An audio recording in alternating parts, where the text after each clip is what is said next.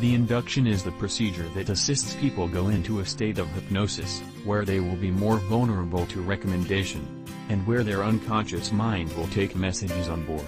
Individuals choose to enter into this state because they want to attain a certain change or improvement in a specific part of their lives, generally. How a hypnotist carries out an induction can vary greatly. Various techniques work well for different people. There can be hundreds and even countless induction scripts or methods. In restorative hypnosis, understood as hypnotherapy, we generally use a method we call progressive relaxation. This implies helping the person to become gradually more and more relaxed till they ultimately fall into the state of hypnosis. One way that I discover very efficient in getting people to relax is to have them focus on different muscles, or different body parts. Undoubtedly when you do this, you naturally end up being more relaxed.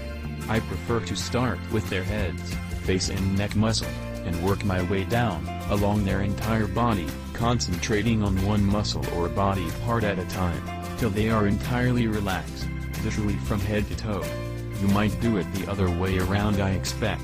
I decide to work downward as it correlates with sinking much deeper into overall relaxation. We always describe that procedure as going down, even more down. So I just prefer to utilize the technique working downward.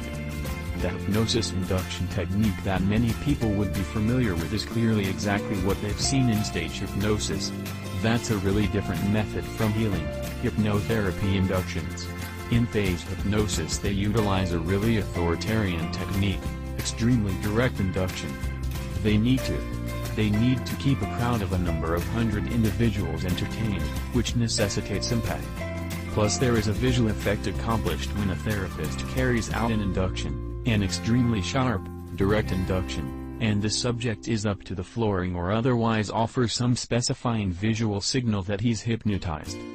The handshake induction is rather typically recognized also, but in truth, a phase therapist would not try this method without very first ensuring himself that the subject is currently hypnotized, or a minimum of highly prone. The very same is real of self-hypnosis recordings. In self-hypnosis recordings a laid-back method is used, made up of many different components, and is generally based on the theory of progressive relaxation.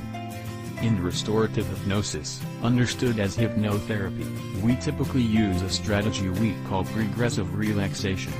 The hypnosis induction technique that many people would be familiar with is clearly exactly what they've seen in phase hypnosis. That's a very various approach from restorative, hypnotherapy inductions. In stage hypnosis they utilize an extremely authoritarian method, extremely direct induction. Plus there is a visual impact accomplished when a hypnotherapist carries out an induction, a really sharp, direct induction, and the subject falls to the floor or otherwise offers some specifying visual signal that he's hypnotized.